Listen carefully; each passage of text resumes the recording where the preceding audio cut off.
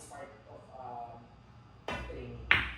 So kasi for example, sa ODAX, yung 600 kilometer long distance. Para matapos mo siya, na hindi mo kailangan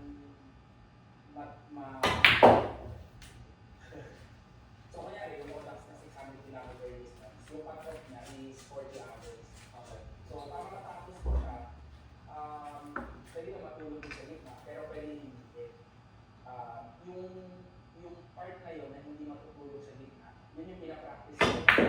Pag umattend ako ng mga event, like sa EP, sa France, o yung attendan ko is sa August na sa UK, medyo mahirap yung cycling conditions doon na pwedeng mapunta ka dun sa yung nagulangan ka sa tulog.